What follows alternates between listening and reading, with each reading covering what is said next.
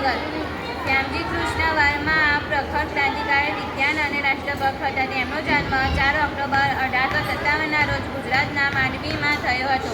બાળપણથી જ તેઓ ખૂબ જ બુદ્ધિશાળી અને અભ્યાસુ હતા. તેમણે સંસ્કૃત ભાષામાં વિશેષ જ્ઞાન પ્રાપ્ત કર્યું હતું. તેમણે ઇંગ્લેન્ડ જઈને ઉચ્ચ શિક્ષણ મેળવ્યું અને ત્યાંથી વકીલાતનું શિક્ષણ પૂર્ણ કર્યું. તેઓએ લંડનમાં રહીને ભારતની સ્વતંત્રતા માટે જાગૃતિ ફેલાવવાનું મહત્વ કાર્ય કર્યું. તેમણે 1905માં ઇન્ડિયા હાઉસની સ્થાપના કરી, જે ભારતીય ક્રાંતિકારીઓ માટે કેન્દ્ર બન્યું. શ્યામજી કૃષ્ણ વર્માએ ધ ઇન્ડિયા સોશિયોલોજિસ્ટ નામનું સામાજિક શરૂ કર્યું,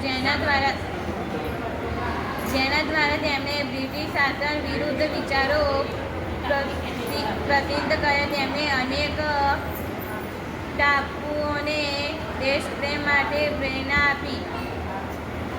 બ્રિટિશ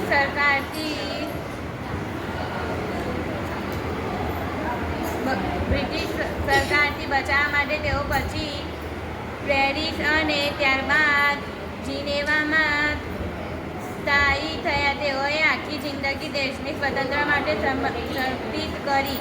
તેમનું અવસાન 30 માર્ચ 1930ના રોજ થયું. શ્યામજી કૃષ્ણ વર્માનું નામ ભારતના મહાન સ્વતંત્ર સેનાનીઓમાં ગૌરવપૂર્વક કહેવામાં આવે છે. તેમના યોગદાનને કારણે આજે પણ તેઓ પ્રેરણા સ્ત્રોત તરીકે યાદ કરવામાં આવે છે.